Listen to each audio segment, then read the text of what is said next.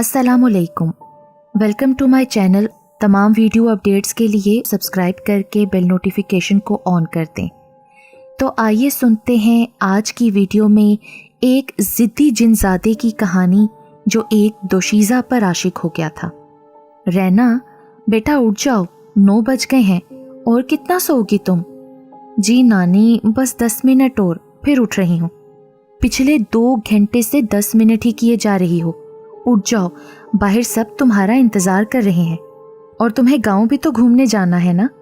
नानी के मुंह से ये अल्फाज निकलना थे कि रैना फ़ौरन से पहले उठकर बैठ गई। नानी, मैं उठ गई, अभी आप चलें, मैं फ़्रेश होकर आती हूँ। ठीक है बेटा। ये कहते हुए नानी कमरे से बाहर चली गई और रैना बाथरूम में। रैना 7 साल बाद अपनी नानी के घर आई थी। कॉलेज के बाद यूनिवर्सिटी की पढ़ाई पूरी करने के बाद अब उसे मौका मिला था कि वो अपनी नानी और तमाम ननिहाल वालों से मिलने आए।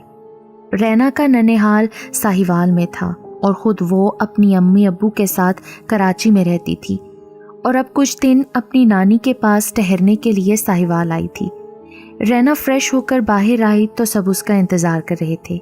रैना ने सबको सलाम किया और नाश्ता करने के बाद सब कज़न्स के साथ चलकर नानी के पास आकर बैठ गई। रैना की नानी 5 वक्त की नमाज पढ़ने वाली तहज्जुद गुजार औरत थी और ज़्यादातर वो रोज़े से होती थी। पूरे साल बहुत कम दिन होते जब वो रोज़ा न रखती, वो भी तबीयत की ख़राबी की वजह से। वो बीमार लोगों के लिए दुआ और दम दरूद और तावीज़ भी बनाकर दिया करती थी। गर्ज ये कि जिस कदर वो किसी की मुश्किल में काम आ सकती थी, आती थी। गांव वाले उनकी बहुत इज्जत करते थे। नानी, वो आपके घर एक काम करने वाली आती थी। हाँ, खाला हमीदन, और उनकी एक बहुत प्यारी सी बेटी भी थी ना, जिसके साथ हम खेला भी करते थे। अब क्या ये नई काम वाली रख ली है? खाला हमीदन नहीं आती क्या? खाला हमीदन का नाम सुनते ही नानी की आंखों से पानी सैलाब की तरह बह निकला। क्या हुआ नानी, आप ऐसे क्यों रोने लग पड़ी? बताएं तो सही मुझे कुछ। ठीक है, मैं आज तुम लोगों को हमीदन और उसकी बेटी के साथ जो हुआ उसका सारा वाक़या सुनाती हूँ। क्या पता जिंदगी के किसी मोड़ पर तुम लोगों के ही काम आ जाए। फिर नानी ने वो वाक़या सुनाना शुरू किया। बेटा, तुम सब लोग तो यहाँ रहते नहीं और तुम्हारे मामू भी यहाँ नहीं रहते थे।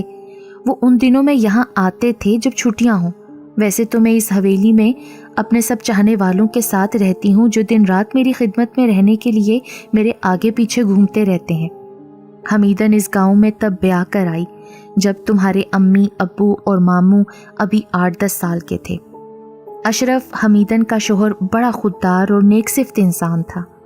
उसने बुरे से बुरे वक्त में भी कभी किसी के आगे हाथ ना फैलाया। उनके घर फाके भी पड़े, कभी रात को एक रोटी दोनों आधी आधी खाकर सो जाते और कभी वो भी नहीं, लेकिन कभी किसी से मांगा नहीं।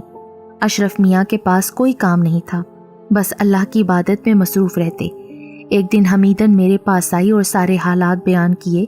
मैंने हमीदन से कहा कि वो मेरे यहाँ आकर काम कर दिया करे, मैं उसे अच्छे पैसे दे दिया करूँगी जिससे उनकी ज़िंदगी आसान हो जाएगी। हमीदन ये सुनकर बहुत खुश हुई और दुआएं देती चली गई। और फिर रोज़ हमीदन सुबह मेरे पास आती और शाम को जब अशरफ लेने आता तो चली जाती। इसी तरह कई साल गुजर गए और अब हमीदन बहुत चुप चुप रहने लगी थी।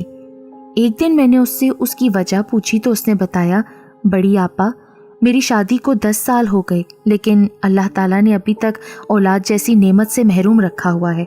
मुझे भी बहुत चाह है कि मेरी गोद में भी एक प्यारा सा बच्चा हो। ये कहते हुए उसकी आंखें उमड़ पड़ी। मैंने हमीदन को तसल्ली दी और कहा, बहुत जल्द अल्लाह तुम्हें औलाद देगा। कुछ दिन गुजरे, हमीदन मेरे पास आई। अब वो बहुत खुश थी। उसने बताया कि उसे अल्लाह ताला ने खुशखबरी दी है। मैंने हमीदन का बहुत ख्याल रखा और उसे अपने पास ही रहने को कहा। आखिर हमीदन के यहाँ एक बेटी की पैदाइश हुई। वो बच्ची क्या थी, ऐसे जैसे चांद ज़मीन पर उतर आया था।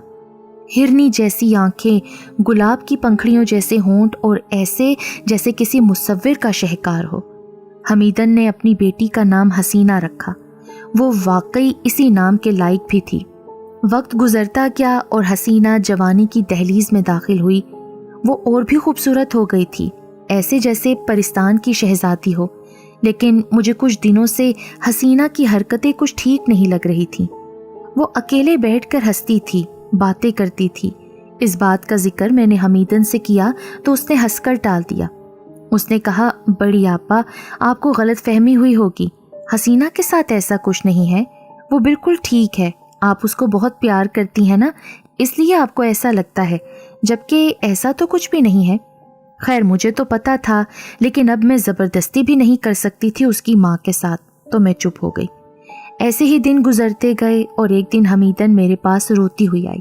بڑی آپا آپ صحیح کہہ رہی تھیں، حسینہ کے ساتھ ضرور کچھ مسئلہ ہے، وہ اب کمرے سے باہر بھی نہیں نکلتی، سارا دن اکیلی باتیں کرتی رہتی ہے، پتہ نہیں کس کے ساتھ، پہلے تو میرے ساتھ ہوتی تھی سارا دن، اب کنڈی لگا کر کمرے میں بیٹھی رہتی ہے اور باتیں کرتی رہتی ہے، ساتھ میں ہنستی رہتی ہے۔ کچھ کریں بڑی آپا، میری حسینہ کو پتہ نہیں کیا ہو گیا ہے۔ میں نے تو پہلے ہی تمہیں سمجھانا چاہا تھا، لیکن تم مانتی ہی نہیں تھی حمیدن، اس پر کسی جن کا سایہ ہے۔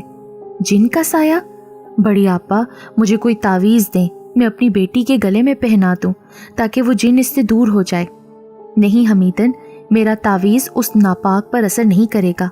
میں ایک کام کر سکتی ہوں، تمہیں پانی دیتی ہوں دم کر کے، وہ پانی حسینہ کو پلا دینا، اس سے دور رہے گا جن، اور جلدی سے پھر اسے کسی مولوی سے رابطہ کروا دو جو جنوں کو قابو میں کرتا ہو۔ حمیدن پانی لے کر چلی گئی۔ اشرف میاں رات کو ایک مولوی کو لے کر آئے۔ مولوی نے حسینہ کو باندھنے کا کہا۔ ہم سب نے مل کر حسینہ کو بیڈ پر باندھا تو ایک مردانہ آواز حسینہ کے منہ سے نکلی، اے مولوی چھوڑ دے مجھے، تو مجھے حسینہ سے دور نہیں کر سکتا، اپنا نقصان کرے گا، مجھے حسینہ سے دور کرتے ہوئے تیری جان چلی جائے گی، کیونکہ میں حسینہ سے دور ہو ہی نہیں سکتا۔ کیوں تو اس معصوم بچی کے پیچھے پڑا ہوا ہے، چھوڑ دے اسے ورنہ تجھے جلا کر بھسم کر دوں گا۔ ایک کہے کے ساتھ اس نے مولوی سے کہا، تو جانتا بھی ہے کہ میں حسینہ کے ساتھ کب سے ہوں؟ جب یہ 10 سال کی تھی، یہ دھوبی گھاٹ پر اپنی ماں کے ساتھ جایا کرتی تھی، اس کی ماں کپڑے دھوتی تھی اور یہ وہاں پر موجود برگد کے درخت کے نیچے کھیلا کرتی تھی۔ میں تو تب سے اس سے پیار کرتا ہوں، اس کے عشق میں مبتلا ہوں۔ میں وہیں برگد کے درخت پر رہتا تھا، لیکن کچھ دن پہلے اسے کاٹ دیا گیا اور میرا گھر بھی اسی کے ساتھ ٹوٹ گیا، اور اب وہاں پر بھٹی بنا دی گئی ہے۔ میرے رہنے کے لیے کوئی ٹھکانہ نہیں تھا، اس لیے حسینہ کے ساتھ اسی کے گھر میں آ کر رہنے لگا ہوں، اور یہ میرے ساتھ بہت خوش ہے۔ تم سب ایسا کچھ نہ کرنا ورنہ کچھ غلط ہو جائے گا۔ کیا غلط ہو جائے گا؟ کیا کرے گا تو؟ مولوی یہ کہتے ہوئے دم کیا ہوا پانی اس کے اوپر پھینکنے لگا۔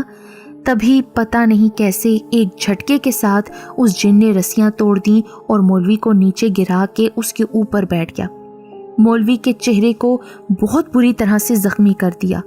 مولوی بڑی مشکل سے اپنی جان بچا کر وہاں سے بھاگ گیا اور حسینہ گھر سے بھاگ گئی۔ وہ دھوبی گھاٹ کی طرف جا رہی تھی، سب اس کے پیچھے بھاگ رہے تھے۔ حمیدن اور اشرف کی بہت بری حالت تھی۔ حسینہ نے دھوبی گھاٹ پر جا کر بھٹی میں چھلانگ لگا دی اور پھر اس کی چیخوں نے آسمان سر پر اٹھا لیا۔ کچھ ہی دیر بعد حسینہ کا جلا ہوا جسم باہر نکالا گیا۔ گاؤں کا کوئی بھی مرد عورت نزدیک آنے کو تیار نہ تھا۔ میں نے اور حمیدن نے ہی حسینہ کو غسل دیا اور کفن پہنایا۔ میں نے حمیدن سے کہا کہ حسینہ کو قبرستان سے باہر دھوبی گھاٹ کے نزدیک ہی دفنایا جائے۔ لیکن کیوں بڑی آپا؟ یہ تمہیں بعد میں پتہ چلے گا، ابھی میں نے جو کہا ہے ویسا ہی کرنا۔ حسینہ کو جب دفنا دیا گیا تو تب سب واپس آ گئے، لیکن دھوبی گھاٹ سے چیخوں کی آوازیں ساری رات آتی رہیں۔ وہ رات بہت ڈراؤنی تھی، پھر تو ہر رات یہی سب ہوتا۔ کچھ دن بعد حمیدن میرے پاس آئی، وہ بڑی گھبرائی ہوئی تھی۔ میں نے اسے پاس بٹھایا اور گھبراہٹ کی وجہ پوچھی۔ وہ بولی، بڑی آپا ہم دونوں قبر پر گئے تو میری حسینہ کی قبر وہاں نہیں ہے، میری بیٹی کو قبر میں بھی نہیں سونے دیا اس منحوس جن نے۔ تو پھر میں نے حمیدن سے کہا کہ وہ جن حسینہ کو اپنی دنیا میں لے گیا ہے۔ تبھی اس جن کی آواز آئی، میں نے کہا تھا نا کہ میں حسینہ سے محبت کرتا ہوں، وہ میرے ساتھ ہے اور ہمیشہ رہے گی۔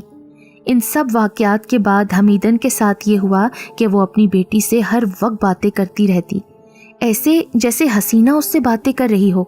لوگ حمیدن کو پگلی کہنے لگے، اور 1 ماہ بعد حمیدن مری ہوئی اپنے گھر کے کمرے میں ملی۔ बस ये थी हमीदन की कहानी। नानी के ये सब सुनाने के बाद मैं नानी से लिपट गई और काफ़ी देर तक मैं और नानी इस वाक़े को याद करके अपने दिल का बोझ हल्का करती रहीं। जब मैं गांव आई थी तो उस वक्त उन सब जिन्नों भूतों की बातों पर यकीन नहीं था, लेकिन ये सब सुनकर मेरे रोंगटे खड़े हो गए और यही दुआ करती हूँ कि अल्लाह हमीदन खाला और हसीना को जन्नतुल फिरदौस में आला मुकाम अता करे। कोई जिन ऐसे आशिक हो सकता है कि वो उस लड़की को अपने साथ ही ले जाए। अल्लाह हमें ऐसे जिनजादों से अपनी पनाह में रखे। रैना बिटिया, ये सब हमारी अपनी गलतियां ही होती हैं जो हम करके खुद को मुश्किल में फंसा लेते हैं। जी नानी, आप ठीक कह रही हैं। रैना बिटिया, तुम सब भी अपना ख्याल रखना और धोबी घाट के करीब नहीं जाना। अब वहाँ कोई नहीं जाता, ना दिन को ना रात को, क्योंकि वहाँ पर जिन्नात का बसेरा है और घाट भी अब गांव के दूसरी तरफ है। अब तुम लोग जाओ और जल्दी घर आ जाना। हम सब ने नानी को अल्लाह हाफिज़ कहा और गांव घूमने चले गए, लेकिन हम सब नानी की नसीहतों को नहीं भूले।